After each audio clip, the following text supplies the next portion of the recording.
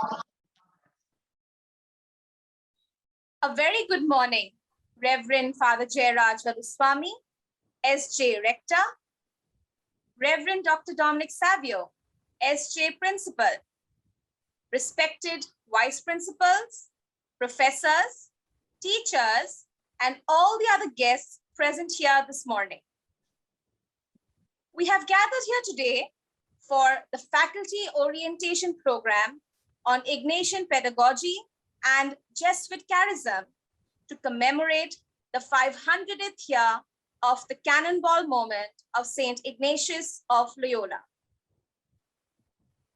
St. Ignatius of Loyola, the founder of the Jesuits, had an incisive sense of reality. He saw that the church needed men of practical wisdom, men who keenly discerned what Christ wanted of them and set out to find creative ways to do it.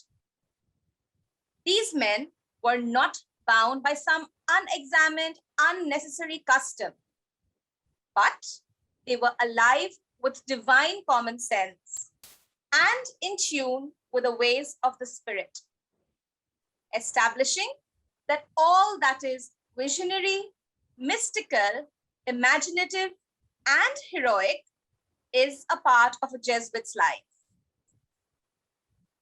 The Ignatian pedagogical paradigm is based on St. Ignatius's spiritual exercises, taking into account a holistic view of the world.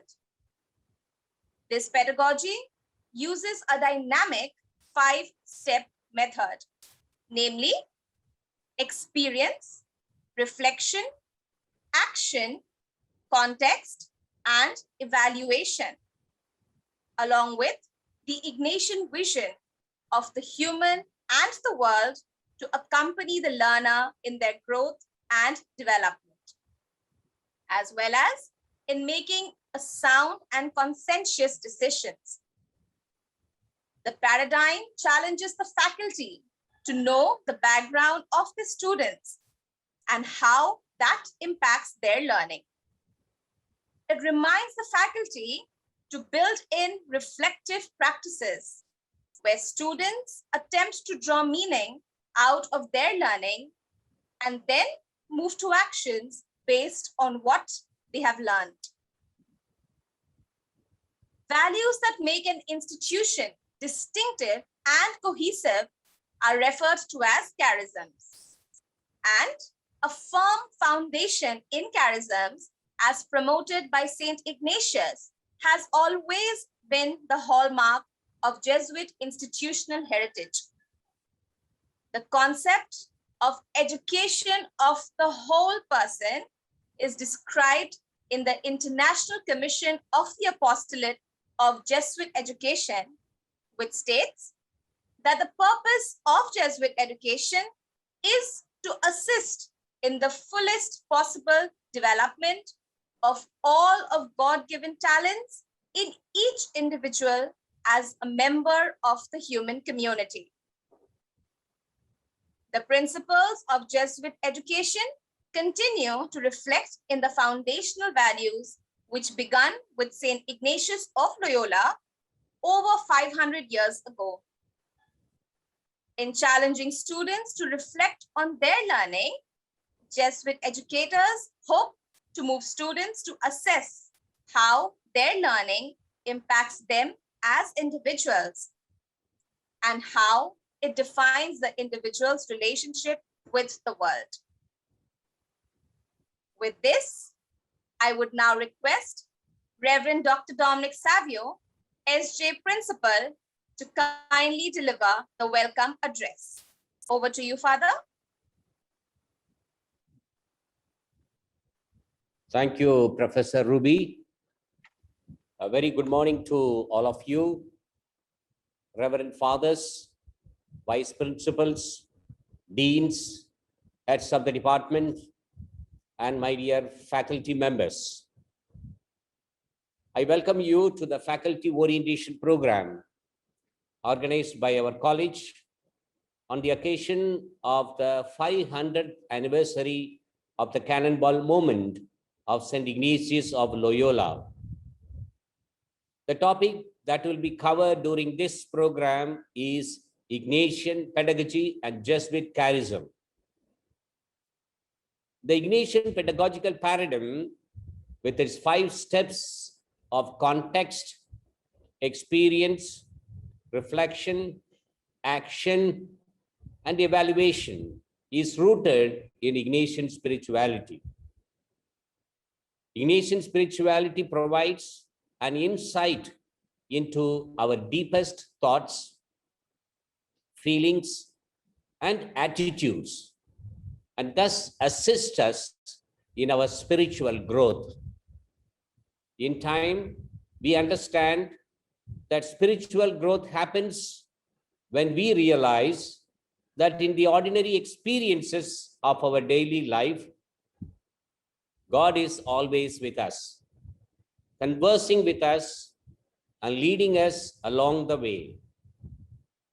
The divine is the eternal pilgrim who accompanies us in our journey across the various vicissitudes of life, the mountains and the valleys, the highs and the lows.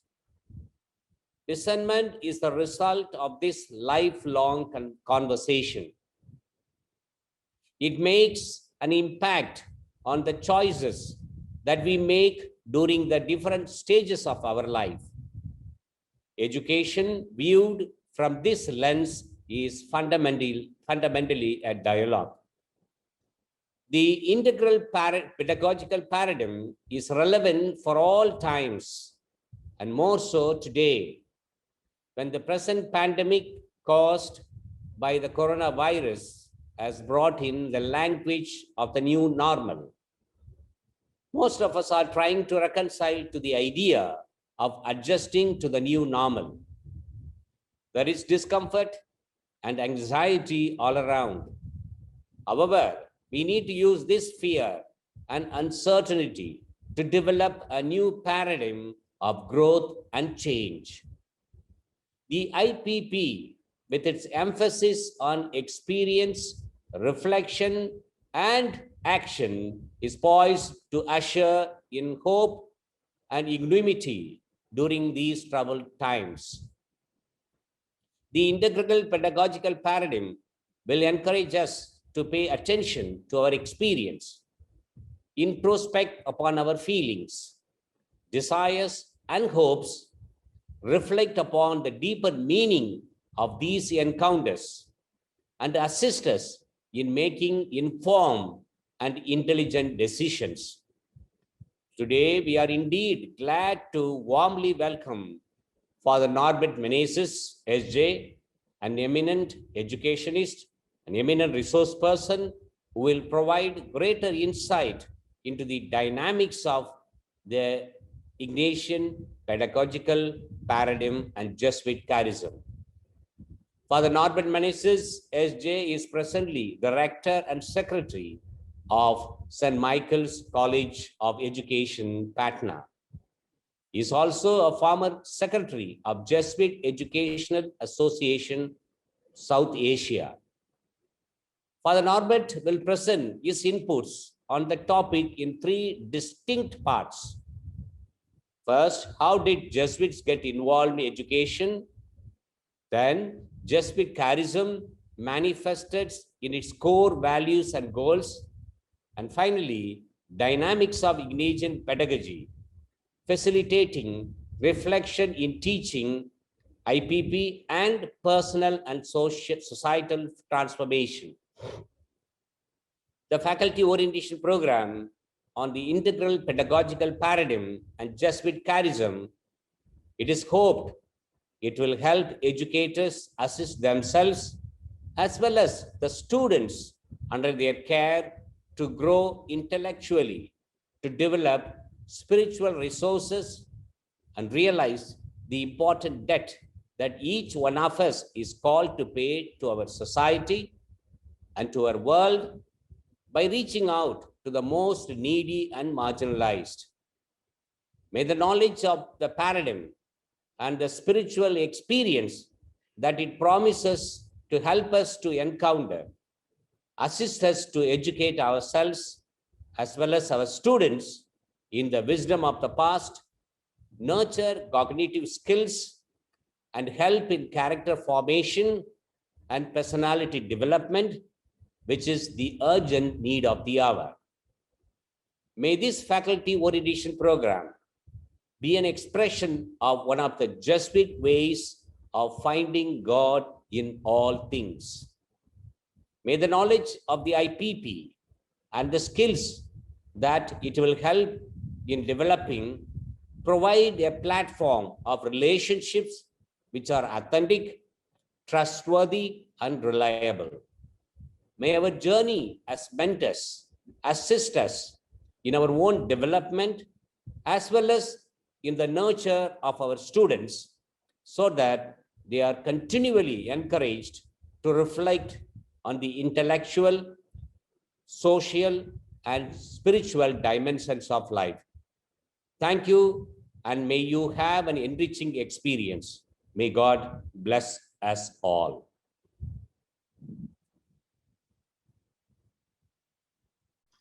Thank you so much, Father, for your warm address. It is now my privilege to introduce our resource person for today's faculty orientation program, Father Norbert Menezes. Father Norbert Menezes holds a master's degree in educational leadership from Loyola University, Chicago, USA.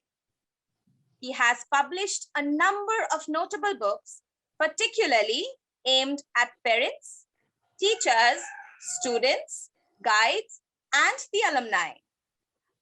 Father Menezes has been the principal of St. Michael's High School, Patna, and St. Ignatius High School, Aurangabad, between the years 1992 to 2005. Amongst the other esteemed posts held, Father Menezes has been the secretary of the Jesuit Educational Association, South Asia, and the national advisor of Jesuit Alumni Association of India during the years 2005 to 2014.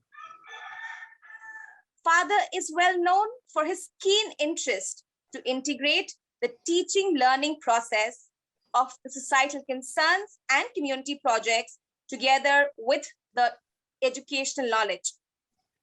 He also engages in counseling teenagers and parents for happier homes. Presently, Father Menezes is the rector of St. Michael's Jesuit Community School and B.Ed College, coordinator of education for the Patna province, and the director of education, Buxa Diocese. Thank you so much, Father, for sparing your invaluable time to be amidst us this morning. We now request you to share your insights with us on the topic Ignatian Pedagogy and Jesuit Charism, post which we will have an interactive session wherein Father Menezes will answer all the questions posed by our audience. Over to you, Father. Okay.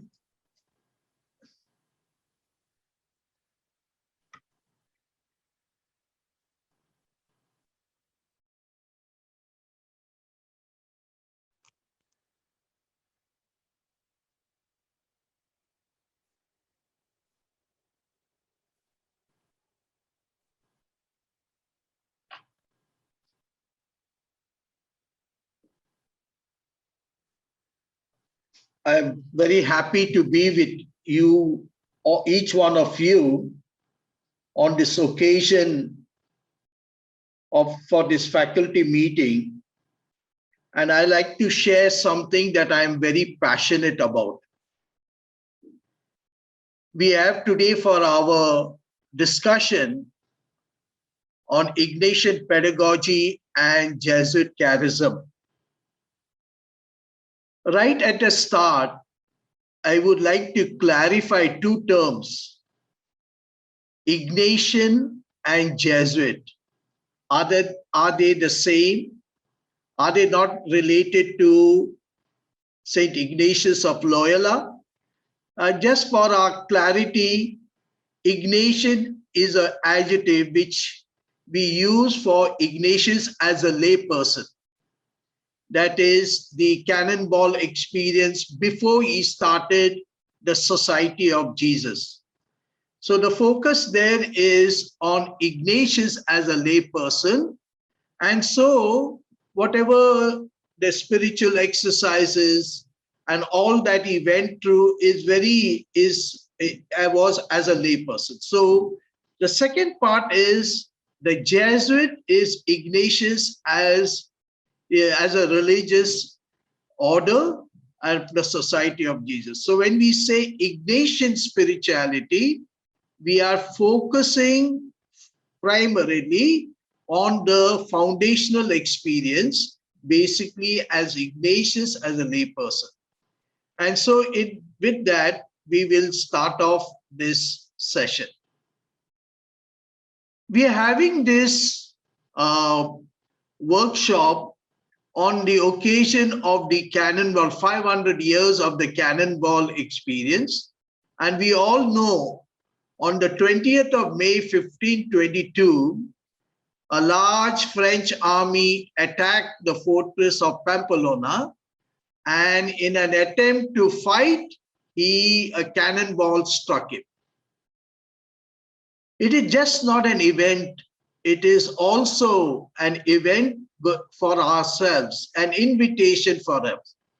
So a cannonball moment is an event that we stop our normal routines and allow ourselves to reflect on our life and to pay attention to the deeper desires of our hearts and what we want to be.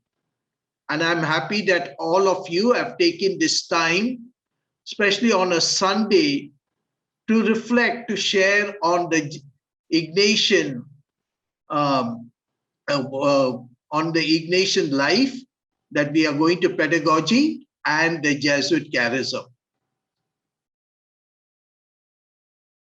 I have a question for each one of you, which we will take up. There is a slight modification. The first part is the Ignatian Pedagogy, and I will share my views for some time, and then we will have a time for questions, and then I will take up the Jesuit Charism. The question that I have, in which I would like all of you as I speak to reflect, Ignatian pedagogy as the ability to transform both the learner and the guide who accompanies the learner in the journey of knowledge. In this, Ignatian pedagogy differs from other approaches to transformative education.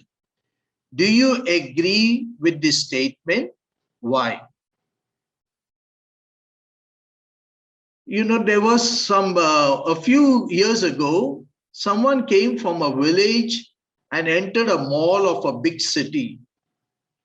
And there he saw milk powder, and then he was surprised because he had not seen milk powder. And they said, you take a spoon of milk or 2 spoons of milk and put hot water, stir it, and you get milk powder. He was very fascinated. Then he saw something which was written orange powder. And he took some cold water, put 2 spoons, stirred it up, and he got an orange juice, cold drink. And then he saw baby powder. Now he thought that if he would get baby quickly in 2 minutes, but babies do not happen like that. Same thing, Ignatian pedagogy does not happen with a few moments or with a session. It happens very gradually. We need to be very reflective, intentional, thoughtful, systematic in the way we do. And it also, as it was mentioned, it has a whole worldview that we need to understand to be effective in the pedagogy.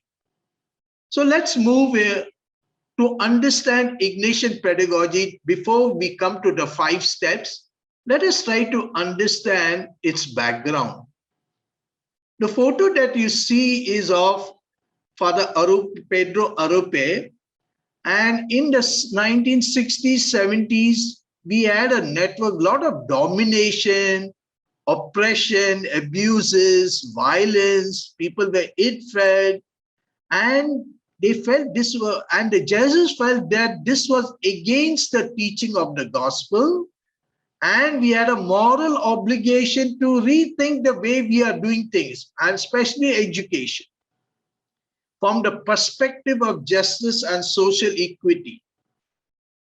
And then we had what we call the General Congregation, where representative Jesuits from all over the world came to Rome in 1975. And then there was this important statement done. The mission of the Society of Jesus today is the service of faith, and the promotion of justice is an absolute requirement. That means whatever work Jesuits are going to do, it should serve the faith and promote justice. There was a lot of confusion in this.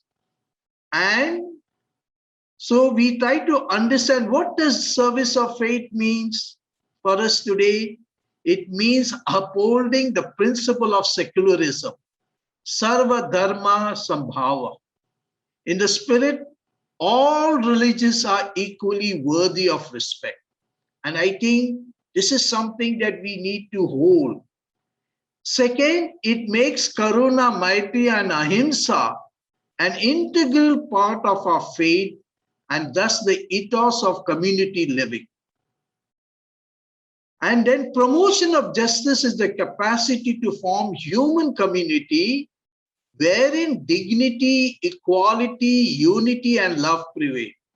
And every person is entitled his human rights.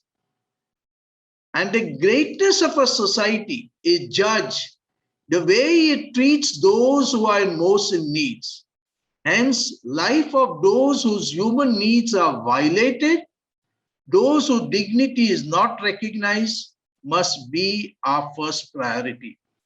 So this is basically the society took a trust and it was working towards it. But at the same time, Jesuit institutions, colleges, universities were high class. And so it was part of the deal was, how do we promote the dignity? How do we promote option for the poor? How do we help in facilitating a just society? And it is in this context, then an organized committee was formed that we should not have justice just as a document, not for discussion, but we must deal with the poison that is there in the society so that we are able to facilitate a just society. And so we have to especially focus on the apathy that exists in the society towards human dignity, violation of human dignity, crime against women, child abuse. And so then the question came is, our world is flawed with violent conflicts, war, cybercrime, violence. So in this context, how can educators make the service of faith and promotion of justice an integral factor of our personal and professional life? The IPP tries to, in that sense, tries to answer this question. And this question is very important. As educators in Jesuit institution, how do we make the service of faith and promotion of justice an integrating factor of our personal and professional life? And so we had in 1986, to understand the identity of our Jesuit education, we had after, it started in 1980, a group sat down. It took 6 years for the group to prepare this document, which is called the characteristic of Jesuit education, in which the characteristics are not distinctive, but it suggests rather our way of proceeding. How should we run school? What should be the standard benchmarks, attitudes that we should have? It tried to clarify what makes a Jesuit institution, what makes an institution run by Jesuit a Jesuit institution. And so we have the characteristic. And what were the characteristics? There were 28 of them, which were summarized into nine of them. We just note them. The first is our education should be holistic. We are focusing on the holistic formation of each individual. The psychological, the social, the academic, affective, and so any attempt to only give focus on the cognitive is not the way our institution should run. And it seeks to foster service of others, respect for the other as a person, healthy internationalism, and it integrates all the intellectual, affective, creative, critical faculties, social, physical, and the religious dimension. So as educators, if we want to implement integral Ignatian pedagogy, we should focus on the holistic formation of each individual. Second, it has to be person-oriented. That's why we are focusing on student-centered learning. We are focusing on learning style. We are focusing on multiple intelligence. We are focusing on social emotional intelligence. We are focusing on the respecting the space in which students learn. So it is person-oriented. The third thing is it is value-based. We cannot teach without values. And so all teaching should focus on the formation of the will and of character. And so internalization of values like values of sharing, equality, forgiveness, justice, respect for other faith and culture, eco-friendly attitudes is something all of us should strive to do. The fourth is it is faith-inspired. Ignatius wanted everyone to see God in all things and to stress the love of God and love of neighbors. The fifth one is that whatever we teach, we must, in one sense, help students to see that we are here to promote a just human society. We cannot have just 10% of the population, in one sense, having 90% or 70% of the wealth. We cannot have happiness when about 40 to 50% of our population live in poverty, in subhuman dignity human situation. And so we need to work towards a just society. The next one is participative, that in our educational institution, students are involved, parents are involved, the alumni is involved, all work towards promoting a just society. Then we have Jesuit education will focus on excellence, not mediocrity, and so the demand for rigor, exactness, data, analysis, critical thinking, not so much rote learning. These become the standards in which we communicate and demand from students. And the eighth one is, we work together, lay collaboration, and so we have different roles to play. And the last one is, it is adapting to relevance. And so there is every educator in a Jesuit education, in a Jesuit institution, is a lifelong learner. At no stage, one can say, I know everything, I need not research, I need not update. So, because Jesuit education continually tries to adapt itself. And remember this, if you're not willing to learn, no one can help you. If you're determined to learn, no one can stop you. And I think this is something that we need to understand for us as educators. And so the joy of being a teacher is not to focus on frustration and challenges and difficulties, but to think of making students' life better.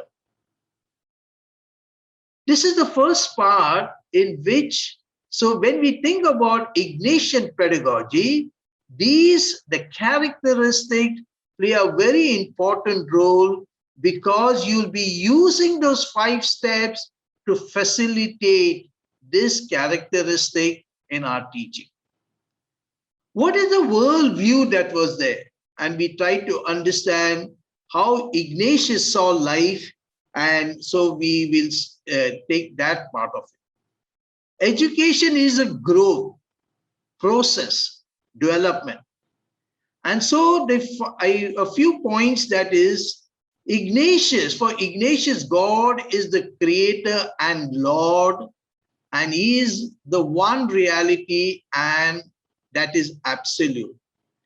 And he sees God can be discovered through faith in the natural human events, history, especially lived experience of each individual. And I keep telling teachers in the universities, in the schools, our curriculum are all related, whether it is languages, commerce, sciences, all related to God's creation, all related to making human life better. And so if we find God in our subjects, we will able to create this wow factor. And as neuroscience tells us, we can teach as something that is given to us, but we can teach in which we make endorphins come into students' brain, in which they experience the wow factor. And so teaching has to become very, very a joyful experience in which we are able to help students to discover mystery, to find God in all things. So that's the first thing which Ignatius had this worldview. The second part is Ignatius experienced God as a teacher, and he felt that each person is personally known and loved for God. And this is the hallmark of Jesuit education. Pura Personalis, care for the whole person.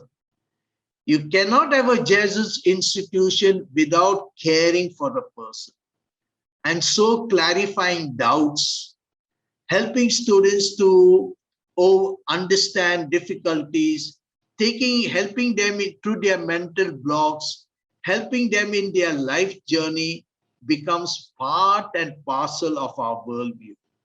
So we need to help students, personal care, help them in reconciling with themselves, with their families, with God, with creation.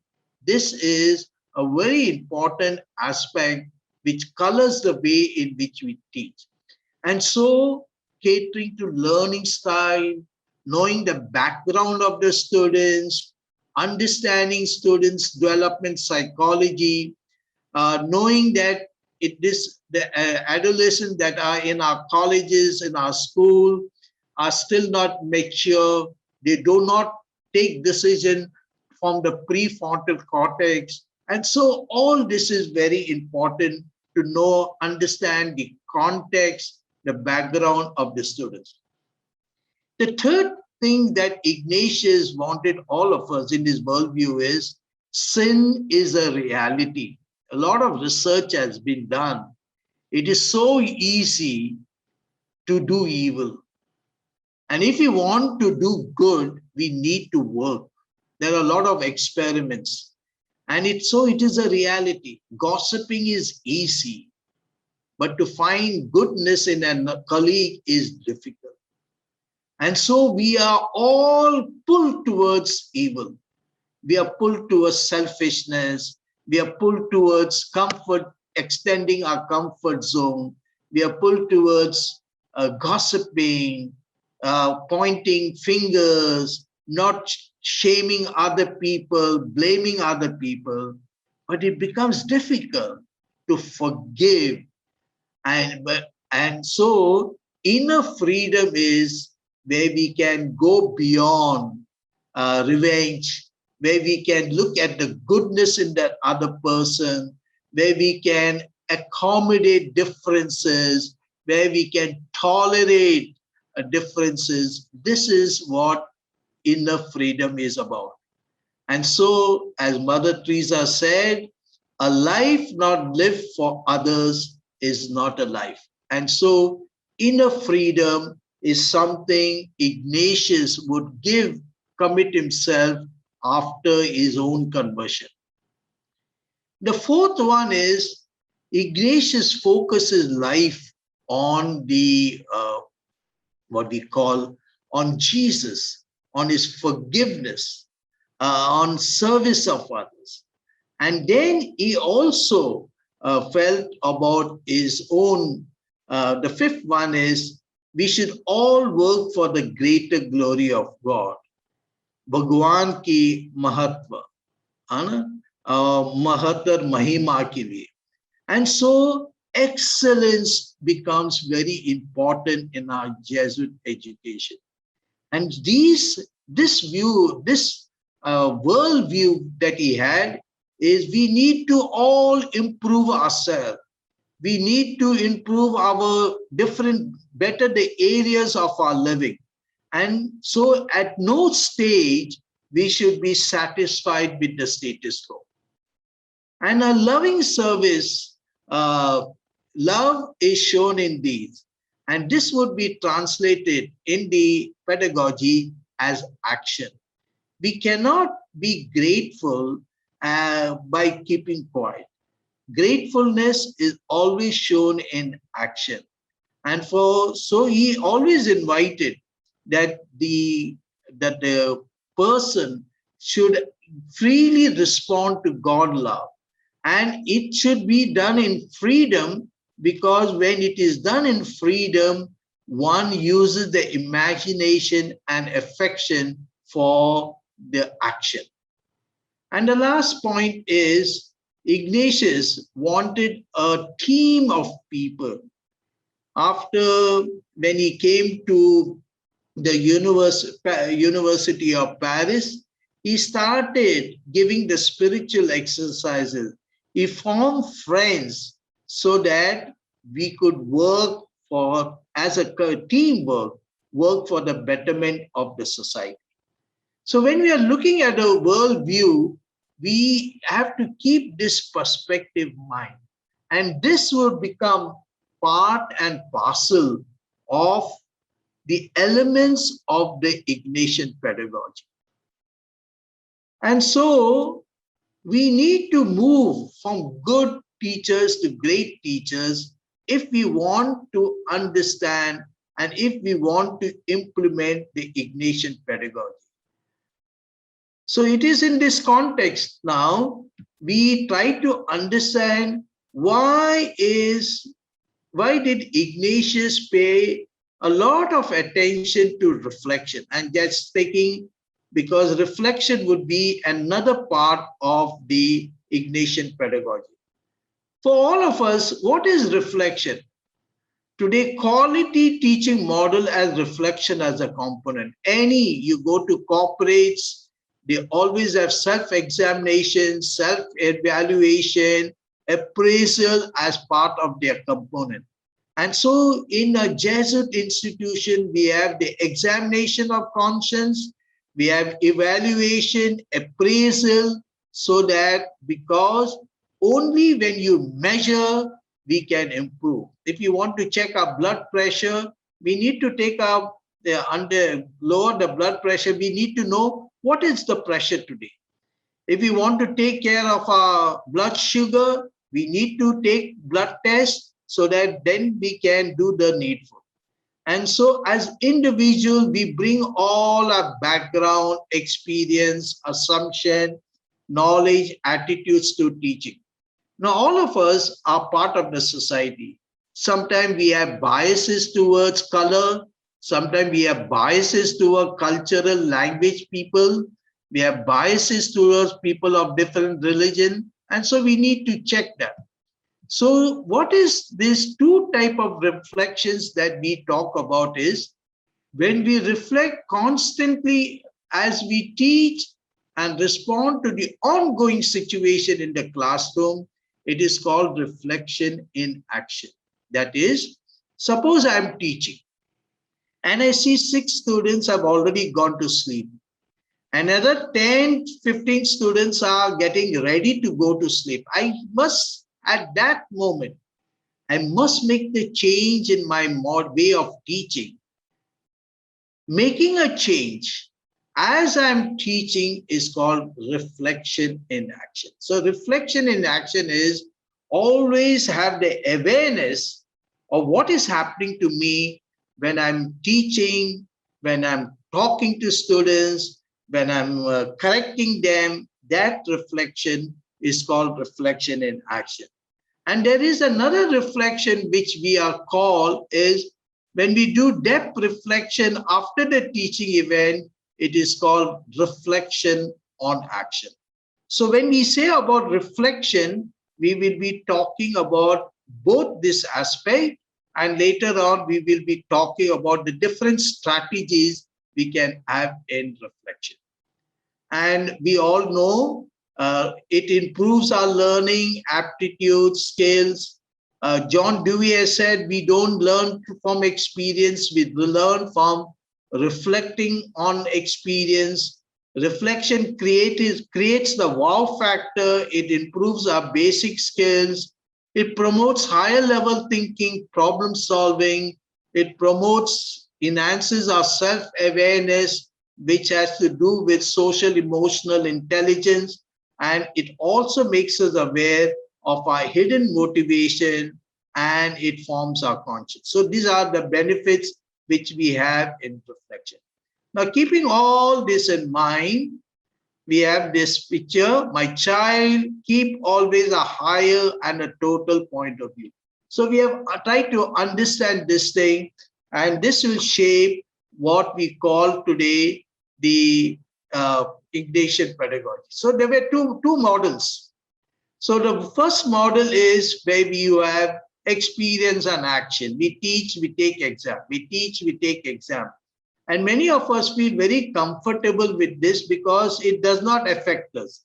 And Paulo Freire would say, the banking system in which the traditional model, the teacher deposits in the student's mind and expects to withdraw the same material.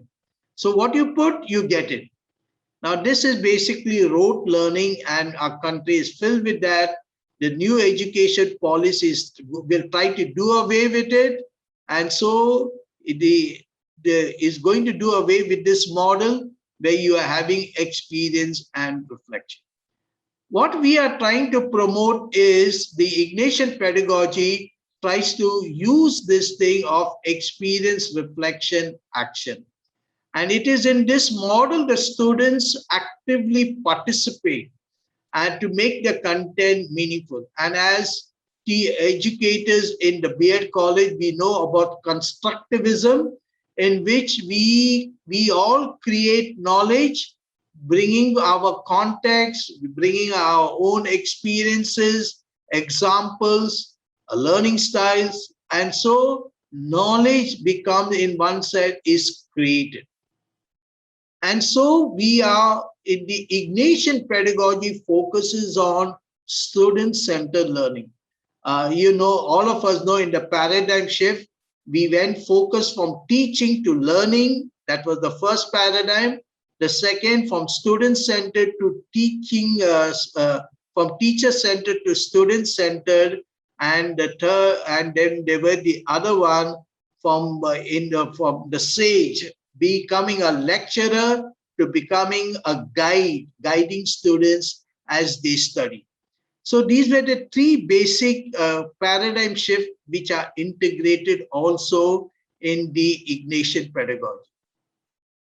So here are the 5 things. Keep all this in mind and then see how we can, I had given you a question, it has the power to transform people.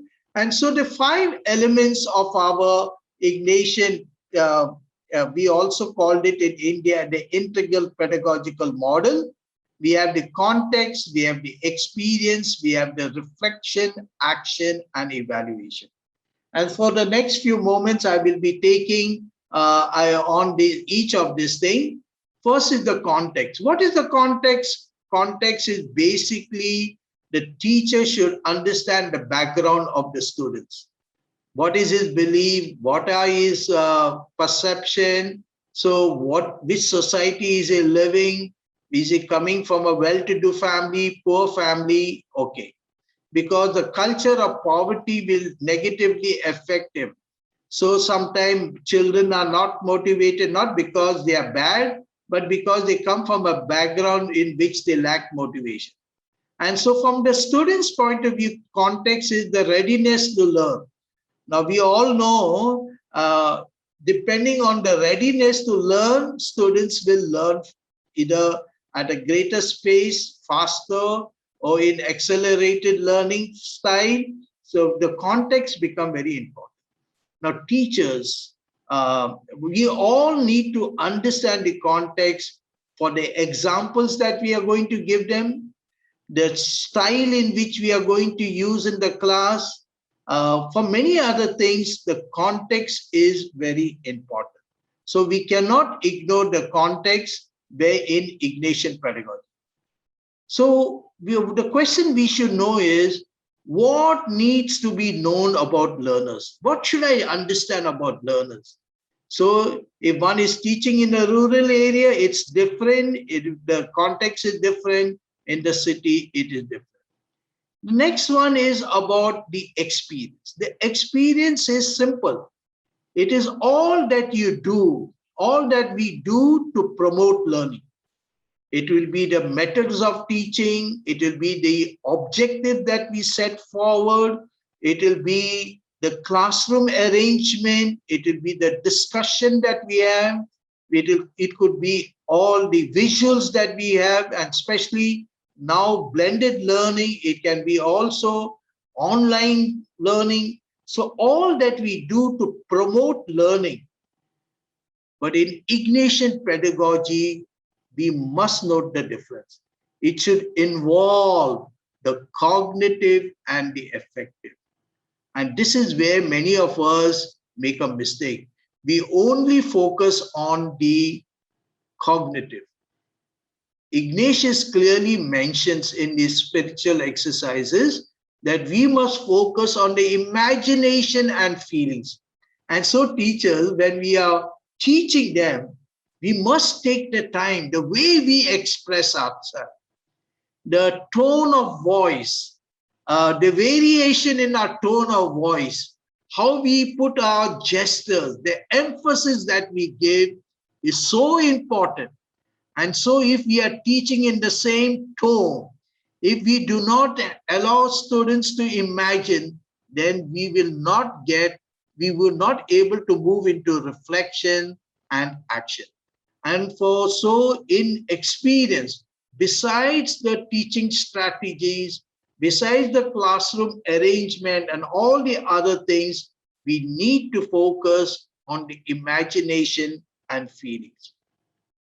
And so the use role play, stimulation, discussion, lab, field experience, so that it makes an impact on their feelings, it makes an impact on the way they understand, they perceive things, and they are moved into action.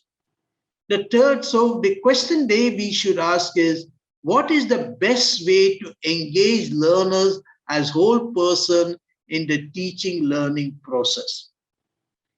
The third one is reflection, which is a very important component.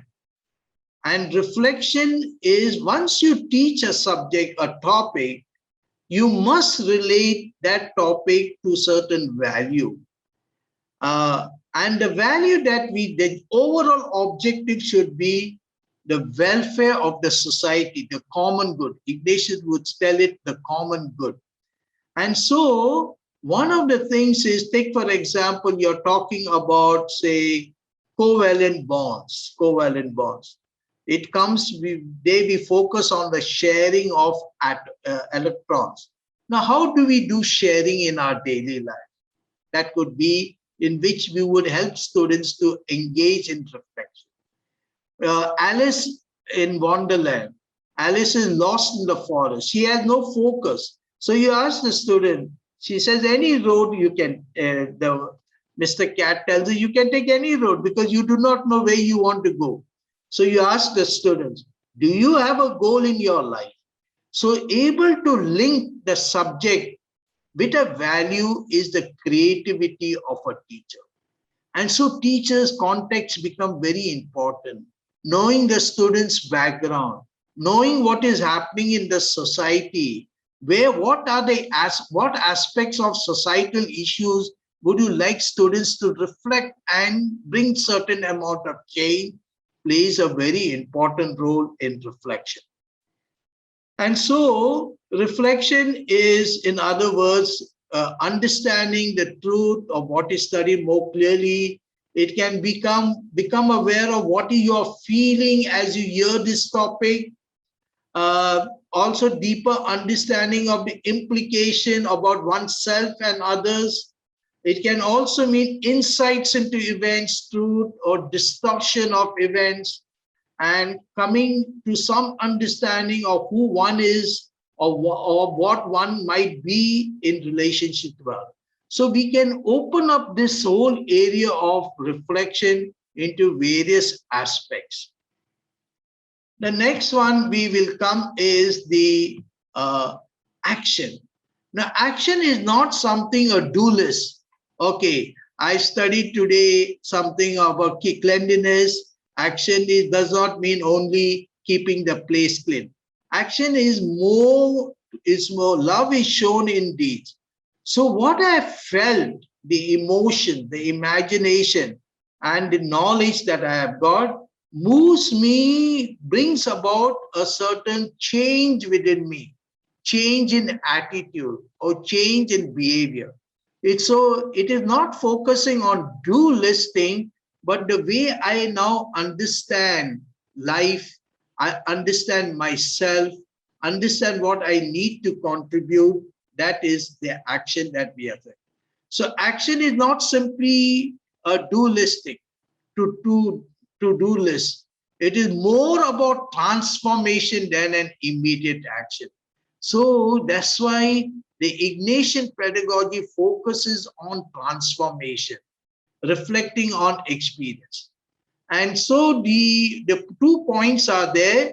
When we are thinking about action, it can be interiorized choice, change in attitude. The way I look, suppose I will respect other religion, I respect other people, I become more understanding, show I do a lot of service. That is a change in attitude and choice externally manifested. So action will be on these 2 areas. And the last part is the evaluation that we have. Now there are 2 things. Evaluation is of the content, and in Ignatian pedagogy, it goes beyond the academic mastery. It focuses on the student well-rounded growth as person. And so evaluation determines whether the students have met the program learning outcomes or not. And so in other words, evaluating students' proficiency in the area, and the teacher also focuses on the student moral growth. And so so all learning always have to be situated in a specific context. It has to be rooted in an experience resulting new learning. It has to be dependent and deepened upon by reflection. It has to be made meaningful when the new knowledge is put into some kind of action, and it is reinforced by explicit evaluation. And so the context is basically, whom are we going to teach? Experience is what? Reflection is focusing on why and how, and action is what next, and evaluation is how. So this is the first part of the Ignatian pedagogy. I would like to get some reflection, and we take about a few minutes. We have some time to say that we go back to the question in which we said about the Ignatian pedagogy is called a transformative pedagogy. Do you understand? Why do you call it? You can, some of you would like to share. You're welcome to share, and you can have some questions regarding the Ignatian pedagogy segment. I will welcome that.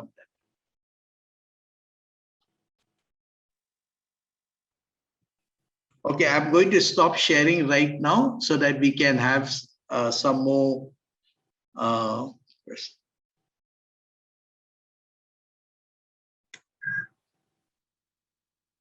Yes, Professor Ruby, you can coordinate. Thank you, Father. Do we have any questions from the participants? Father, we have a few questions. I'll begin with one. Okay. Yes, Father. Father, can the dynamics of Ignatian pedagogy help in facilitating reflections in a secular world? That's precisely the thing. See, in a secular world, what is this secular world? Secular world is a human world. And the human world has its own, what we call values. It has its lifestyle. Now we had this COVID, and COVID was part of the secular world, in which we also faced this situation that countries were not ready to share vaccines. They were not sharing vaccine. Some created fear psychosis. If you take vaccine, you'll become something else. It will affect your DNA. So this is a secular world. We all believe that every weekend we should not cook at home. We should be eating in the restaurant. That's the secular world. We all believe that if I want to enhance my image, I need to buy branded things. This is a secular world. The secular world is money should be spent, not saved, not kept to help others. You should spend on work. This is a secular world. And so a secular world is very addictive, wants instant gratification. The secular world is basically to do with things. That is a secular world. The COVID helped us to reflect. I couldn't go out. We had to maintain physical distance. And because we had to use physical distance, we could not eat outside. But we learned the art that we could also enjoy home food. We could also enjoy home food. Parents had no time for their children. It was always on the mobile. And now parents were forced to become their teachers at home. Parents used to send their children for tuitions. Now the home became the classroom. And so we see in a secular world, when we promote reflection, when we promote this reflection, then the pedagogy is a very effective tool for change in the secular world. Yeah. Thank you, Father. It's been a very clear explanation to the question that we had that came up. Father, there's another question. Father, how will you define personal and societal transformation? If you could please illustrate it with an example through this Ignatian pedagogical paradigm, if it can assist in this personal and societal transformation. Okay. See, for all of us as educators, we know that an inspiring and informed teacher has a great impact on students' life. So we have to be inspiring. Inspiring has a lot to do with personal characteristics, the way I talk to students, how I come welcoming students, how do I come to the classroom, how do I correct students. All this has to do with the personal. And if I'm inspiring in my own personal style, that is that as a rule.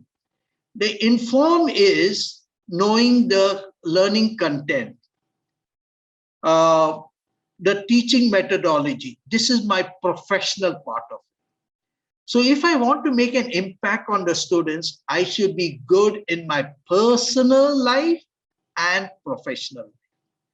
So the personal life is when I become more understanding of students, when I do not get angry very quickly, when I am able to guide students. These are all what we call personal transformation, where I make sacrifices for my children. All this has to do with personal.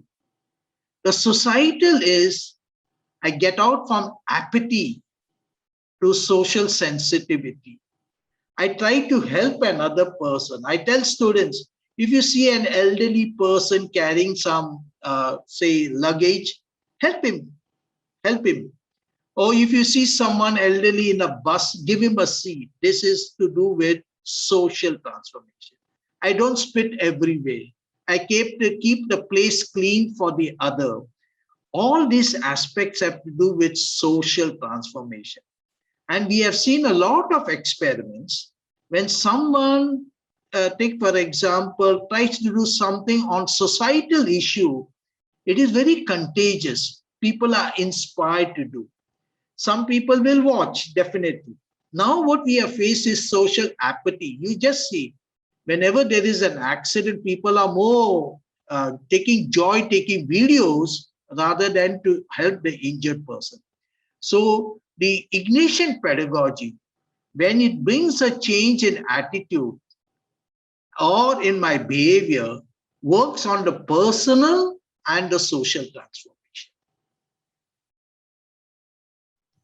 Thank you, Father. Father, as of now, we just have these questions. Okay. So we'll go to the second part and then we will, okay, I'll share the screen again. Yes, Father. Thank you.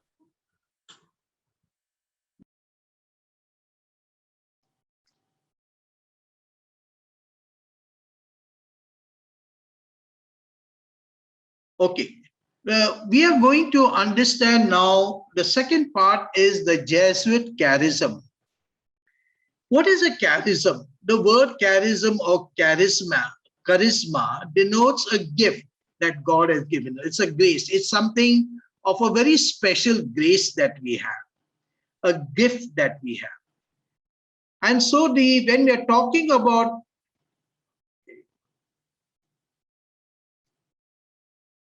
we are talking about Jesuit Charism, we are looking in the Society of Jesus. The Society of Jesus was founded in 1540. And we know that Ignatius did not want Jesuits to be involved in education because he felt that institution will tie them down.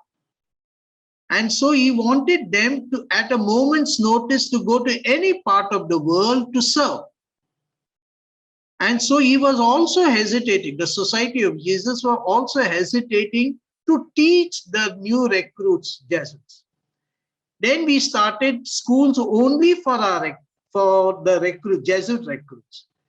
But in 1548, we got an invitation at Sicily, and there we started this school. Now, why did Ignatius then change he found two things he noticed. That through schools, he could attain what he was hoping, what we call in his language of his time, it was called saving souls. In today's terminology, it is helping persons. And so he felt we could help persons to become better persons. And he found that through schools, we could do two things. We could give them secular knowledge, that is the academics, and human knowledge. So human knowledge.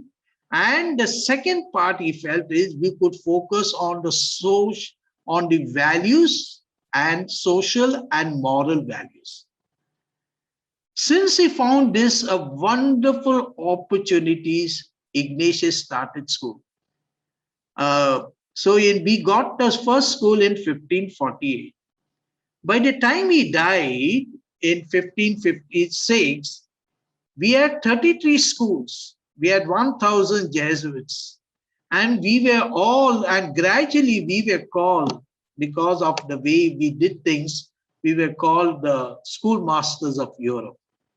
And so we must understand that Jesuit schools are creating better persons. So one of the reasons why he felt is the students who would come to, remember during that time, education was only for boys.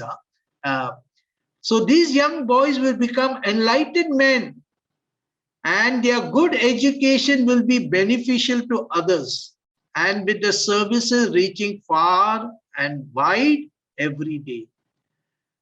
And the early Jesuit education was focusing on the common good, social transformation, societal transformation. We are losing that part of it. And so understand, Jesuit Charism has to do with creating better persons. Jesuit Charism has to do with creating a better human society. And so it is in this context, what we have seen in the 480 years of our education endeavor is that we have seen certain aspects which has played a very important role in making Jesuit schools shape the life of students. And that is what I would like to share in the second part of my presentation. So the first one is helping students. The charism is finding God in all things, finding God in all things. And I think we must help, as educators, we must find God in all things. We must help our children to find God in all things. We must help our students to find God in all things. For all of us, we were all taken aback by this COVID situation. Most of us never use webinar as a means of communication. I used to go to school, visit school to give my seminar. But today I can communicate if sitting in my room. And so we would see God through COVID, we also can find the blessings of God there. So what is this thing? What is this value telling us? This value is telling us to search for and find God in every circumstance. That God is there. So we need to have what we call to do this personal discernment. We are aware that the world and human beings are not perfect. There is we have our own brokenness. And so discernment invites us to choose the good and reject the evil. And so in all situations, we must see what is the positive. What can I contribute? What can I learn? I should not reinforce evil, but I should promote goodness, joy, and life. So to find God in all things is a very important charism as part of the Jesuit charism. The second one for Ignatius was what we call ad majorem Deum gloriam, for the greater glory of God. And this has something of a spirituality. It means that in every thought, action, inaction, when it is done with love, lot of joy, it promotes the greater glory of God. I always tell for parents, your child, as suppose your child has done well in his exam, that day you feel like preparing something special for your child. An ordinary cooking, what you would normally do, today has a greater joy because you want to do something special for your child. It is just cooking, but it energizes you. And so I also tell, greater glory of God means simply whenever I do my most ordinary things or the big things, when I do for spreading joy, happiness, is what gives glory to God. So the greater glory of God comes when a heart that is full with gratefulness, with forgiveness, with service, with love, all the positive elements, does something very ordinary or does something great, it gives greater glory to God. And so part of this greater glory of God is to be imaginative, creative, try something new, think out of the box, because I'm contributing to a better human life. And so we have to rise ourselves above self-interest and seek the blessing of God. We try to do more, the better, the greater for God, not for ourselves. So I always tell people in this, for myself, till the end of my life, Lord, let me learn something new. We must always be creative. Recently, I got a book done. I can show you right now. I hope you can see it. It is called The Adventure of Learning and Living. I put this 500 years of Jesuit legacy in a book form.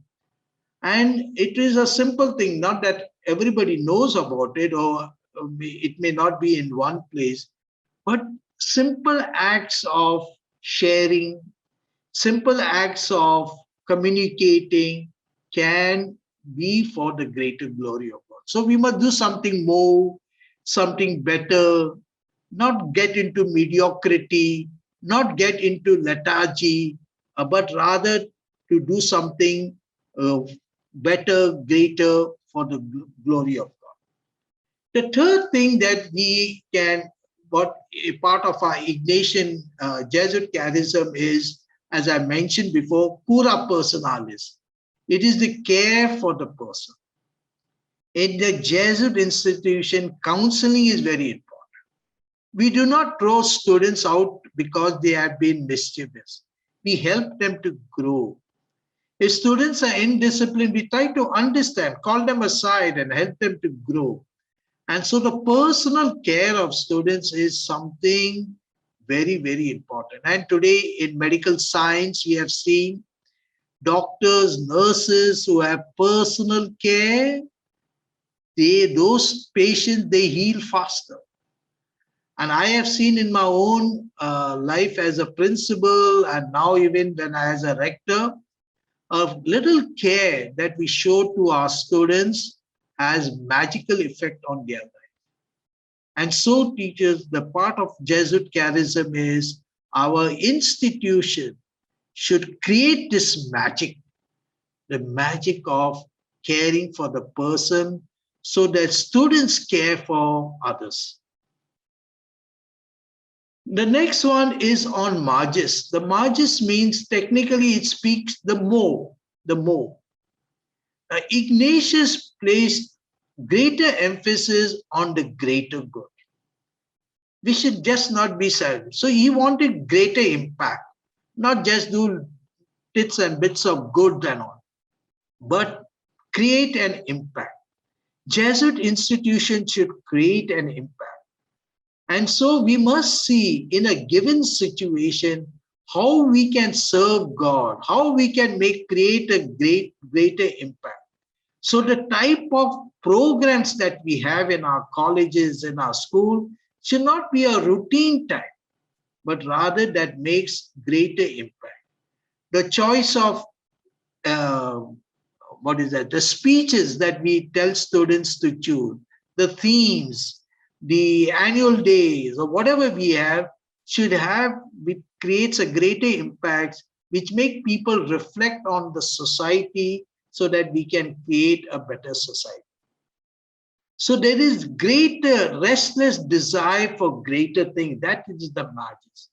So the margins for all of us is never being satisfied with what we are, trying to do something more, writing more research papers, writing more books, helping more students, helping students to write better articles, helping students to give better speeches, helping students to in greater effective debates or communication skill. All this is part of the margins.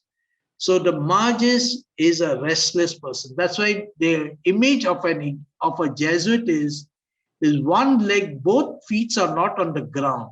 One leg is above, means is always on a move, always ready to do something greater, more generous way of doing things, more creative way of doing things. The next part of Jesuit Charism is a faith that does justice.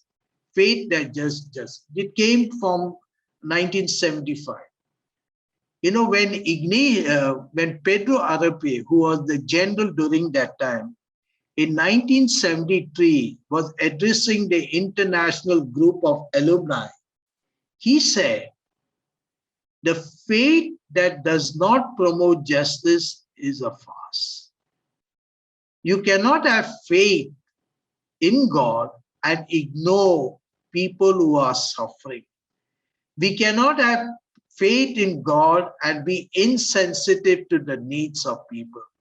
And that it means faith that does justice, faith that has a heart for the poor, faith that tries to alleviate the suffering of the poor. That is what is called faith that does justice. And so when Father Pedro Arape gave that speech there, many alumni were quite upset with him because he was challenging them. But later on in Jesuit school, that became, we call that becoming also later on meant for others. So faith has to do with justice. All individuals, faculty, staff are encouraged to seek justice for all God's creation, especially for the poor and the marginalized. So the faith that does justice means we work for the betterment of society. And so service learning is very important part of our education. By becoming agents of change and take responsible action on moral and ethical issues. So we need to have, people should write in the newspaper, people should write article, research article, especially questioning, challenging what we call the present situation. And that's why critical thinking skills is very important, because only when we critically analyze what is happening in our society, what is happening culturally, then we can create change in the society. Then we can promote justice in the society. The next part of our Jesuit charism is discernment. Now for Ignatius, when he was recuperating in Loyola, in 1522, he noticed that he was forced to read these two books, The Life of Saints and The Life of Jesus. But remember, part of him was for wealth, for fame as a soldier. He wanted that sort of life. And what if when you were reading The Life of Saints, he experienced a lot of peace. And when you were reading something of worldly fame, he experienced a lot of disquiet. He became aware that he's having these two feelings. Discernment means becoming aware, what do I feel? In general, when we try to promote goodness, when we are other-centered, when we do things which are age appropriate or which helps our personality, when we do things which are eco-friendly, we will experience peace in our hearts. And when we are selfish, when we try to harm the other, when we do not show consideration to Mother Earth, we will experience disquiet and sadness. And so discernment means becoming aware of these movements within us and choosing to do good. And so discernment is also called the discernment of spirit. It presupposes we have the freedom, we have we make inner choices. So human choice is not only between good and evil, but the possibility potentially between two goods. So discernment involves prayer, reflection, consultation with others, paying attention to our feelings, emotions, and desire. The next part is what we call men and women for and with others. In the what we call, as I mentioned, in Pedro Arupe, in that international meeting in 1973 in Valencia, since they were only our alumni were men, then they used the word, we must become men for others. Then to make it inclusive, we started using, we should become men and women for others. But today's social research tells us we do not only work with the poor, but we need to accompany them. And to accompany them, we started using the phrase men and women for and with others. So this is what is the whole concept of accompanying, helping, being with the poor, experiencing their condition. So this value embodies a spirit of giving and providing service to those in need and standing in solidarity with the poor and the marginalized. We are encouraged to pursue justice on the behalf of all persons. So this is another charism that we are promoting. The next one is academic excellence. I did not have to say much on the academic excellence, but today we must remember academic excellence is not just marks. It is just not marks. We know in the 12th century, which Jesuits took the influence of sciences, it took the influence of sciences where it focused on the pursuit of truth. And so exactness, analysis, being thoroughness was the values that were emphasized in academic excellence. And so teachers in our research papers, in assignments, in debates, whatever we do, focus on just not delivery, focus on exactness, focus on data, focus on analysis, focus on rigor, focus on, these are aspects that promote academic excellence. And so the point what we are talking about is, it refers to intellectual rigor in all aspects of life. And it is demonstrated in our ability to perform, achieve, and excel in scholastic activities. So academic excellence is very important, is the hallmark of Jesuit education. It implies focus on set goals, committing to the objectives, taking responsibility for the intention, action, behaviors, all this it means of academic excellence. The next part is contemplative in action. Now, this is something which all of us can become. We normally think that we need to become holy people, say a lot of prayer, then we become holy. What is Ignatius' way of becoming contemplative action? Simple. When I try to do God's will, if I'm a family person, I need to take care of my family, taking care of my children, cooking, guiding them, encouraging them, listening to them, giving time to them. All these are simple work. But when I do with great love for my children, when I do with the intention that I want these children to become good children of God, I want them to become great people, I want them to contribute to the society, then we become what we call contemplatives in action. So intention, when we do action with good intentions, we become contemplative in action. So Ignatius believed prayer and reflectivity should guide our choices, and our activity itself becomes a way of entering into union with and praising God. So we don't have to go and pray extra, but when we do our works with good intentions, with intentions of whatever, the positive, we then and do it to do that is part of my responsibility, we become contemplative in action. So activity should not be a mindless activity, but rather it will glorify God.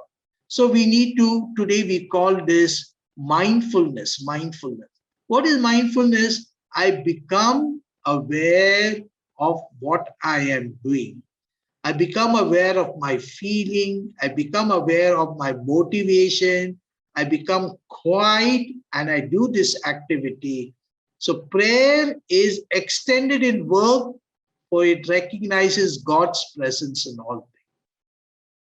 The other aspect is care for the earth, which is in our last few congregation, and we all know that this is a big challenge for all of us. And already it has been told to us, if we don't take care of our planet, we are not going, our future generation will suffer. And so it refers to the growing awareness that we are all part of a human family, living in a common home, which is experiencing disturbing degradation. So we need to take care of the planet and not exploit its resources. And that's why today we are focusing on global citizenship. We are all interconnected. We see this in the ecosystem. We see so many species have vanished. And we know that when there is diversity of species, it enhances the ecosystem. And so the other aspect is something happening in another continent, it will affect us. Global warming, carbon footprints, all this is part of, it may not happen where we are. Take for example, Delhi was making a big noise last year because of the hay burning in Punjab. So what is happening in Punjab affects smog, creates smog in Delhi. So we are all interconnected. So we all need to take care of the earth. And so the other part is the dignity of the human person. This is another aspect of our charism. And the collaboration is, we notice there are three things that have been mentioned: discernment, networking, and collaboration. Today, we cannot work alone. We need to form teams. We need to work as a team. It refers to the close working between Jesuits and non-Jesuits with a true union of hearts and mind, sharing the vision, purpose, and mission effort. This seminar, this workshop that you're having is precisely for that. How we collaborate better. It is how do we understand Jesuit Ignatian Pedagogy? How do we understand the vision and the mission of the Society of Jesus? because when we are together, when we are on the same page, we can create greater impact. And finally, we have to focus on respect for religious beliefs of others. In our country, there is a lot of intolerance. We're trying to say one religion superior to the other. And so what we in the society, in the Jesuit school education, today pluralism of faith is a reality in many countries. Teaching respect for other faiths and appreciating religious diversity is critical of maintaining peace and security in the world. And so Jesuit educators foster inclusivity by having students of diverse faith, encouraging them to explore common values by building bridges among diverse faith and through varied enrichment programs. And that's why today all our institutions should promote the understanding of major religion, should have interfaith prayer sessions, because this is the part and parcel of showing respect to the religious belief of others. And so at the end, teachers, I would like is we'll take a moment of clarity. We'll have a few moments of silence, and then you can ask, we'll open it up for discussion. What is a moment of clarity? I want you to note, if you have a paper, you write, what have you learned through this session? What have you learned? And then you can, those who want to share, you can share on this. During this session, it is not only question, but you can also say what have you learned from this session. Another point you can write is, what have you realized? I have realized that, whatever that you have realized. Another aspect is, I was pleased that that's something you are doing and now you have heard it, you are reinforced, it has helped you. I was not aware of that, So when you're sharing, you can have questions definitely, but the first 10 minutes that we have about 25 minutes left, but the first 10 minutes we will be taking only on sharing of, I have learned that, or I have realized that, I was pleased that, I was not aware that. And then after that, we will go for questions. So can we have 2 minutes silence so that you can note down in any of this aspect, and then we will, after 2 minutes, we'll open it up for sharing.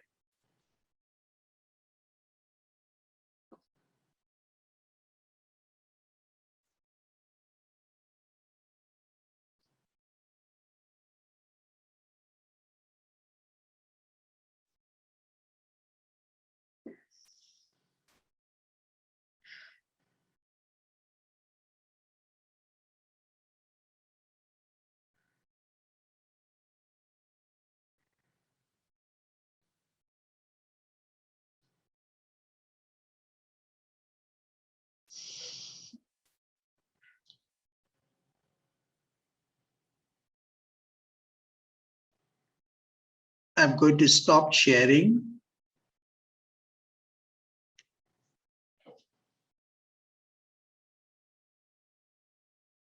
So this first part is the sharing that we are going to have. I will not answer the questions, but we will.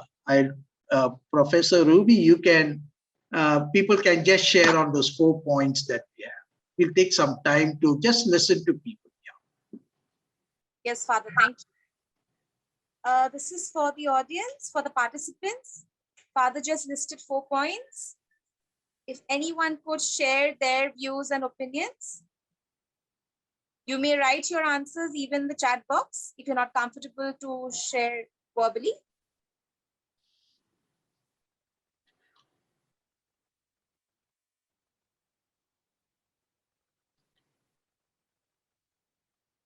So some tough pitches for opening batsmen is needed.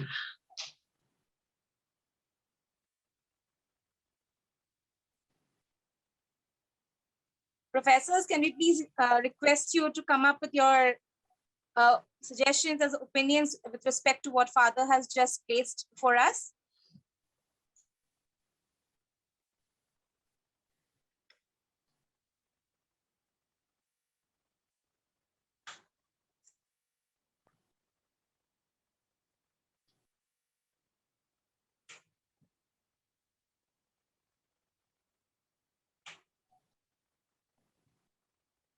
Nothing on the chat box yet, Father. Okay, but even if okay, that is fine, no problem. In case we call this thing, what I've just mentioned, the 4 points, is journaling. Journaling is also an important aspect of Ignatian pedagogy. That is, we see where we are right now. We focus on our cognitive and the affective dimension so that we are able to make that transformation. Okay. Okay, now let's come to any questions as such. Father, there is a suggestion that comes by Professor Joita Banerjee. Ma'am, would you like to place your opinions? Yeah, sure. Professor Joita?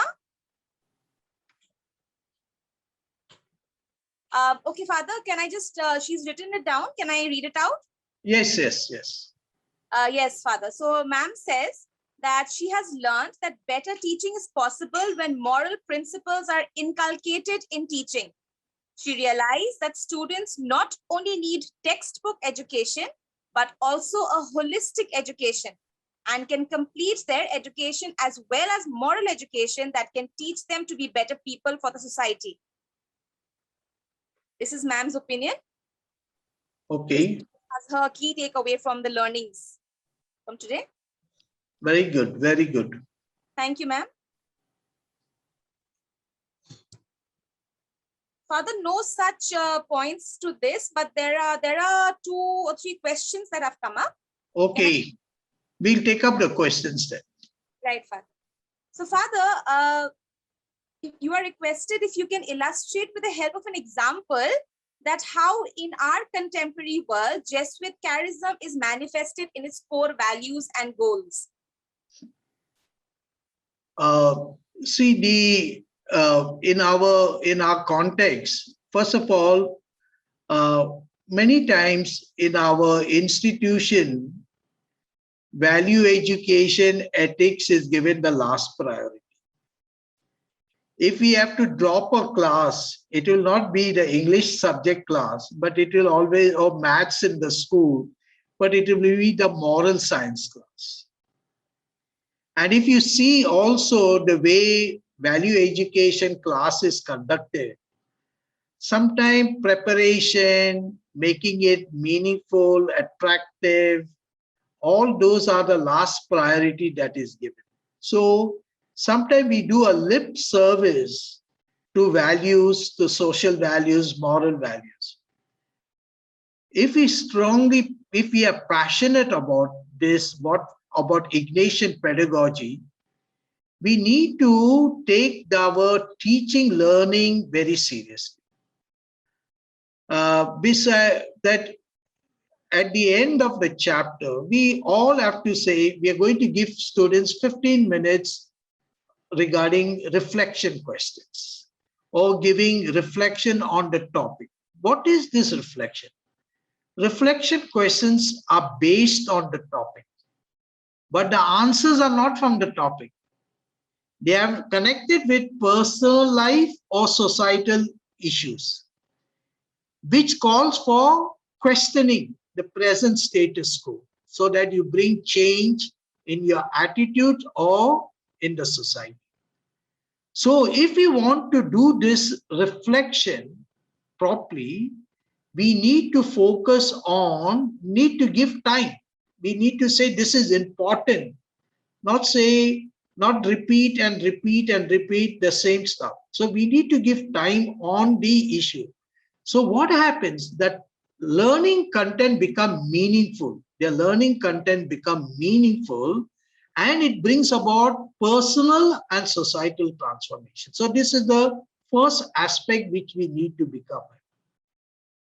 The second thing which we need to become aware of, whenever we have had learnings, service learning, that means connecting some small projects, say a project of selling newspapers, whatever it is, or a project during the COVID time of sharing ration or giving something. These experiences have become very sometimes transformational experience for many students. So exposing students in Calcutta, what was that? The Loreto Sister Cyril had a lot of this program. So giving students opportunities to do something is very important. I always tell parents, you want to build a concern for the poor when you're walking, and instead of you putting a 2 rupees coin or whatever it is, tell your child to give something to the poor. On a birthday celebration, cut down on something and you say, I will buy 12 copybooks for a poor child. Make the child do this thing, we instill values into it. So when we are intentional, when we are passionate, then only things happen. Life is, you cannot leave it to chance, but you have to make it choice. So that's why it is said, it is not chance, but choice that shapes your destiny. So if you make a choice, then things will happen. If you don't make a choice, if you are not intentional, it will not happen. Thank you, Father. Father, in the chat box, there are a few opinions that have come up right now. Yeah. Go ahead, go ahead. So, Father, there's one learning that has come up. I learned that Jesuit education shows the way for reflection on love, empathy, compassion, holistic development of character. Okay. Then we have another one from Professor Orkojyoti Pandit. I have learned the significance of Anubhav in pedagogy. Realize that teaching learning process goes and grows with spirituality. Pleased to be a part of an institution which fosters the heritage of spiritual education so vividly. And finally, got to know how practically spirituality can be applied in education. Very good reflection. And one more point. I learned that education leads from being self-centered to men for others. Wow, excellent, excellent.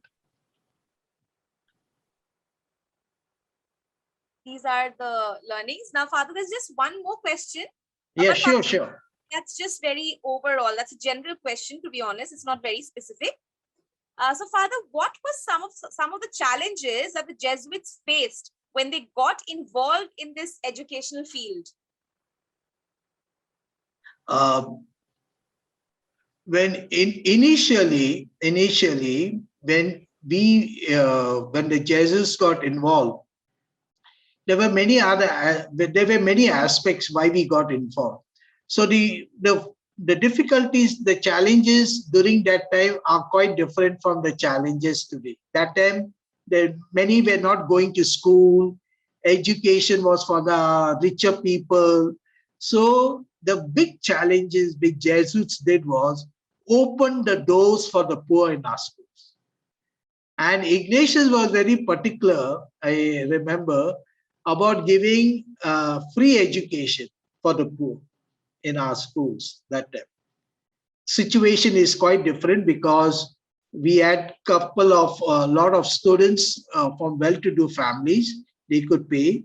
And so we could afford to give quite a poor students free education. So that was one great challenge.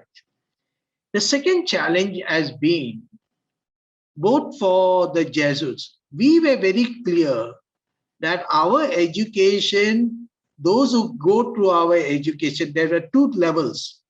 Some would be at a higher level, means going in for higher studies, but most of them would go back to the society doing ordinary things. But the challenge was that when they go back to the society, they should transform society. So Jesuits focus on civil values. civil values. How to take care of a community, how to organize a neighbor in the neighborhood, a meeting, how to do all these things. So Jesuit focus on civil values. As a result, civic leadership played a very important role. So this elocution, they had to give Cicero talks and speeches. They had to do with how to better society. So this was the challenge that they took. The other aspect of education has been always, we were accused of being too rigid in this sense, because Jesus wanted a way of doing. So the Ratio Studiorum did not leave anything just to chance. They were making sure certain subjects to be taught, the methodology should be implemented. So we had a plan of study. So in implementing the plan of studies, it was also, then we have human factors also. Not all were talented. So some were good teachers, some were not very good teachers. So making space for everyone, training them, all this was part of the challenges that we face. But now we are faced with more the challenges. Formerly, we had many Jesuits in the school, and it was easy, excuse me, and it was easy to talk about Jesuit education because students saw a big presence of Jesuit. Take for example, in Kolkata, in St. Xavier's College, there were a good number of Jesuits in the school. But now with our number coming down, that itself is a challenge. And so all of us need to work through these challenges that are there. So challenges were there in part of the curriculum, challenges were there with how effective we are, challenges that were there because of the opposition in the society. So the similar challenges which we face today, also the Jesuits encounter. Yes. You have another question? Yes, Father, have come up in the chat box. There's a question from Professor Aparajita Hemra. She says, Father, won't you agree, teaching in a theological college or seminary or so, it becomes very easy to be able to practice all these teachings that you talked about. But being able to apply the same fully in an educational institution, matching up to the standards of secularism becomes difficult. However, practicing a life of example is what she feels personally makes a greater impact. When Ignatius thought about his own starting school, he was not talking about seminary. He was not talking about religious training. He was talking clearly for students of outside. And when he started in 10 years, we had so many schools and colleges. They were basically focused on students, means living in the world, not for seminarians so much. And so when we are talking about Ignatian pedagogy, it is nothing to do with seminarians. It is to do with students who are in our institution. It is to do with us as educators, how we should be. Because otherwise we will escape. We will find this as an escape mechanism to be relevant. Because the Ignatian pedagogy calls for change in my own personal attitudes, my lifestyle, the way I deal with students, the way I accompany students, my whole worldview. It invites me to look at the other person, on the society. Now, this is not easy. This is not easy. To focus on myself is easy. To forget about the world is easy. Social apathy is easy. Instant gratification is easy. And so it is not, it has to do with something which is challenging. But I can only say this much. My own personal experience has been, I've never taught in a seminary. I have never taught in what we call in any formation houses. In Singapore, I went for 8 years, twice a year, not to teach them on content. They were first world. They were excellent. They had in their own curriculum, the government had efficiency. But they invited me for only one simple reason: how to integrate values in your teaching learning experience. Because the government felt that if they don't have a society based on values, then that society will collapse. Efficiency is not the way to run a society.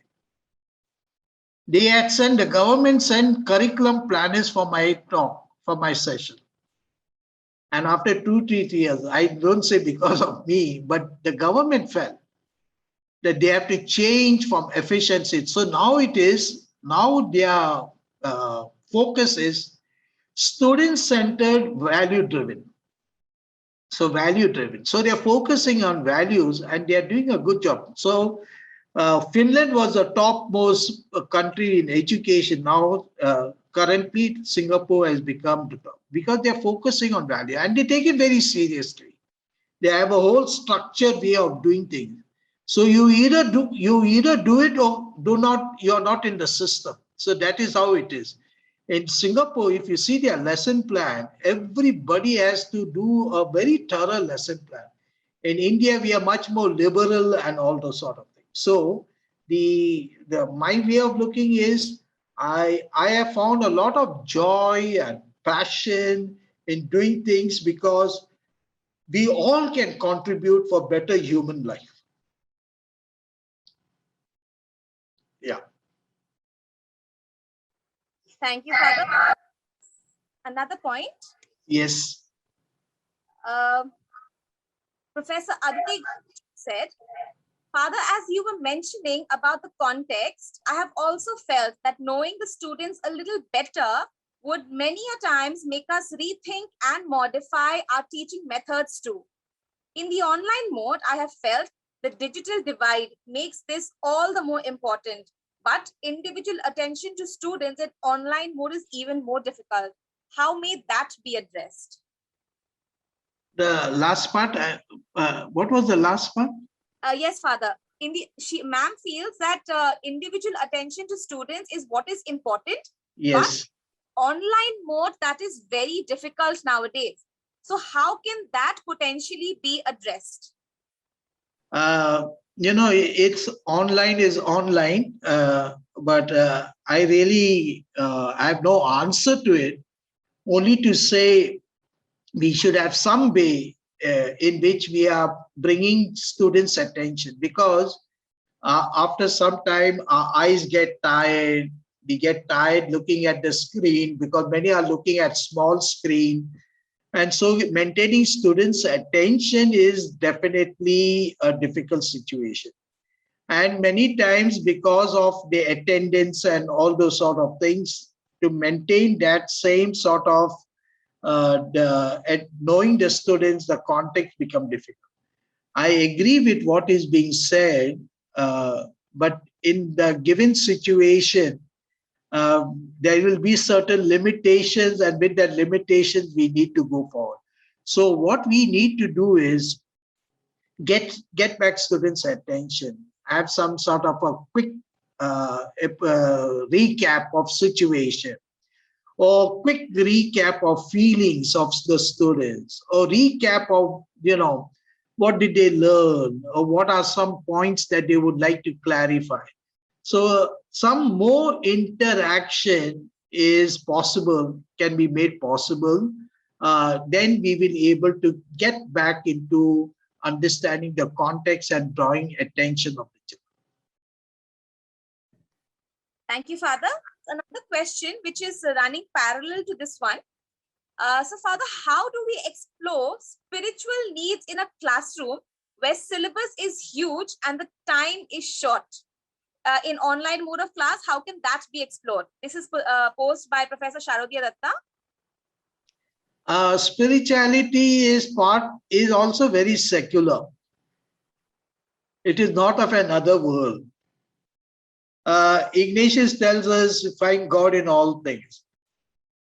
So make your content, make that content something very exciting. You know, the moment, suppose you are teaching a poem if on the daffodils. If you're able to, the way you express and explain, if you're able to create a desire, a beauty of God's creation, isn't that a something spiritual? It is a poem, but it is something very spiritual.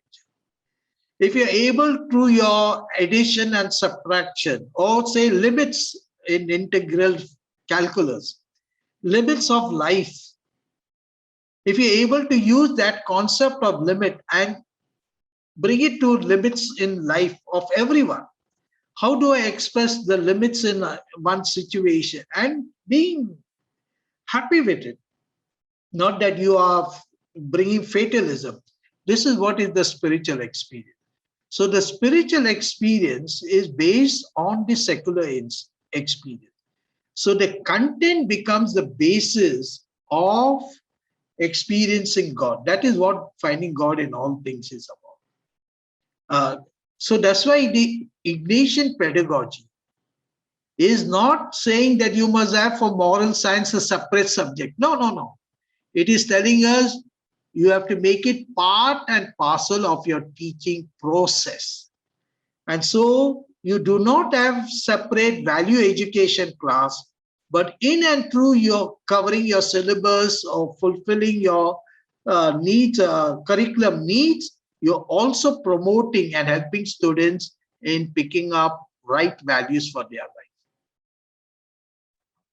Thank you, Father. Very well explained. Thank you so much. Father, just to end with one opinion by Dr. Dona Das, says that, Father, the primary focus on giving the best education, we should infuse both the curriculum and the student experience guided by principles of ethical living, service to others, the search for truth, and a passion for justice. Very true. Very true. You cannot, you know, I tell parents, no, we belong to an Indian society. When a girl comes to teenagers, the mothers will tell the daughters, don't go here, behave this way, wear this, that. What do they tell their boys? Do they tell them to respect all girls on the road? No, they do not tell them. The girls that are abused, teased, and raped or violence against on the road, aliens are not doing it. They are done by men of our society. So good education is also, and we have also noticed, sometimes murders, drug addiction, violence is created by students coming from good schools, well-educated families, all those sort of things. So if we neglect the moral training, paying attention to the human side, the character formation of, if parents ignore that, we are going to ruin their life. And so one of the things is for all of us, a good formation, integral formation or integral development is the integration of the academics, the affective and the psychomotor. For all of us, we know holistic education has to do with the cognitive, the affective, the attitudes, and the more psychomotor skill. Then only we will get a good student. Father, just if I may be permitted, just one question which I feel is actually relevant. Go ahead. Yeah. Just one last question, Father. Father, Dr. Shango Mitra Das has put a question on the chat box. She says that in her foundation course class, she has come across a student who does not believe in God. In that case, how does she introduce spirituality in him or her? Spirituality is definitely not always connected with God. Spirituality is connected with human values. Upholding the dignity of a human person is spirituality. If a person believes in God, it makes more sense. But it does not have to be that he has to believe in God. But this person, if he believes in humanity, caring for the needy, caring for the poor, each one is entitled dignity. We should respect other people's belief, cultural differences. We should respect people. We should ensure that the welfare of all should be the concern of all. These are something to do with the heart of spirituality. Spirituality is not religion. Spirituality is not religion. Spirituality is to do with human living, human building up society, the dignity. So that's why they say, when we ensure the dignity of a human person, the poor and the least, we are giving praise and glory to God. And so I may not use the word God at all, but when we work for the better human race, better human life, better dignity, we give praise and glory to God. Thank you so much, Father. I think all the professors, your questions have been answered. Welcome. Father, yes, Father, I guess these are the questions. So thank you so much, Father. It was indeed a very enlightening session wherein you've highlighted and clearly explained the 5-step method of the Ignatian pedagogical paradigm, and also drew a parallel with the quality level of teaching. Father, you've also thrown light on the significance reflection for quality teaching, emphasizing upon reflection in action and reflection on action, bringing out the center of Ignatian education, namely student-centered learning. And also you have traced out the foundation of Jesuit charism for each one of us, substantiating each point with such relevant examples, quotations, and real-life experiences. Thank you so very much, Father. Thank you. Welcome. Thank you so much for addressing each of the questions with so much of vigor and so much in depth.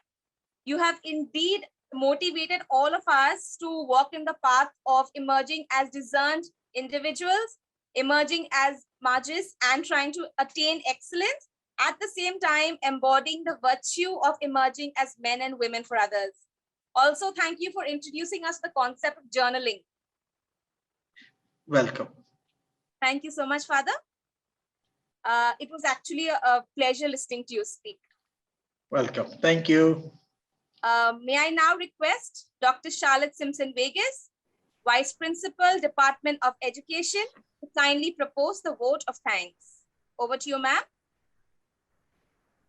On this august occasion, it is my proud privilege to propose the vote of thanks. Heartfelt thanks to Reverend Father Jairaj Velluswamy, SJ, Rector of St. Xavier's College, Autonomous, Kolkata, for your valuable presence, your continuous guidance, and constant encouragement.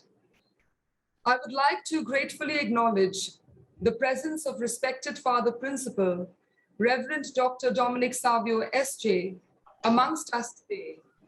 Thank you, Father, for your thought-provoking and stimulating address that set the tone for today's faculty orientation program, and for heartily welcoming our eminent resource person and educationist, Father Norbert Menezes, SJ, and the gathering today. I would like to especially acknowledge the erudite and scholarly contribution of Father Norbert Menezes, SJ, and for his truly meaningful presentation today. Thank you ever so much, Father, for a truly enriching and educative experience for all of us. I would like to especially also thank and gratefully acknowledge Reverend Father Joseph Pulandai, SJ, Vice Principal, Commerce Morning, and Coordinator for the year-long activities to celebrate the 500th anniversary of the transformation of St. Ignatius of Loyola, founder of the Society of Jesus, for his heartfelt contribution, support, and guidance. Special thanks to all the vice principals, deans, and heads of the departments of our college for their encouraging presence and for their meaningful support. Grateful acknowledgement to all the esteemed members of the Ignatian Year Organizing Committee, comprising of respected fathers, faculty members, and alumni, for their valuable inputs, assistance, and encouragement. I would like to thank Dr. Romit Beed and Dr. Jayati Ghosh Dostidar for providing the much needed technical expertise that has contributed to the success of this online faculty orientation program. Heartfelt thanks to Professor Ruby Mary Knotts for skillfully anchoring and moderating this faculty orientation program, and for her readiness and enthusiasm in contributing so generously with her time, talent, and skills. Special thanks goes to all our faculty members present today for your valuable presence, motivation, enthusiasm, and eagerness to learn. I would also like to thank our students and ex-students, and especially Andrila Das, for being readily available and for providing the necessary assistance whenever requested.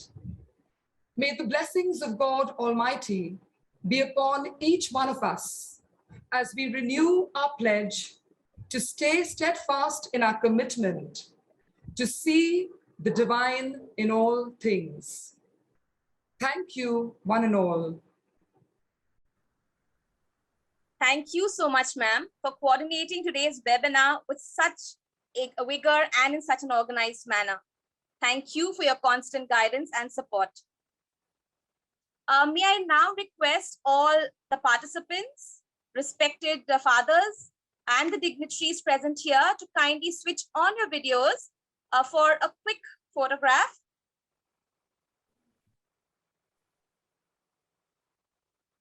Thank you, Father Norbert. Thank you very much. How are you?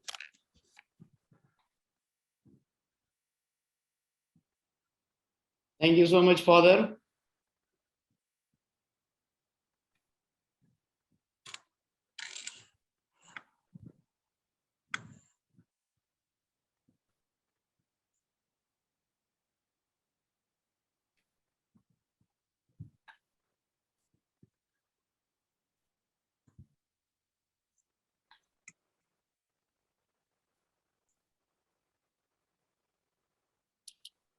Thank you. Thanks, ma'am. Thank you, Ruby. Father, thank you. Well moderated. Thank you so much. Thank you so much. With this, we conclude today's program. Thank you all for your active participation and patient listening. Wishing you all a blessed and restful Sunday. Thank you, Father. Thank you, ma'am. Thank you. Thank you, Father Norbert. Thank you very much. Thank you, Father. Come to Calcutta next time. Thank you, Ruby. Thank you, ma'am. Thank you so much. And Thank for the you. joke. Thanks to Charlotte, ma'am. Thank you so much. And Thanks, thank you to all the fathers. Thank you, Charlotte. Thank you, Yeah. Ruby. Thank you.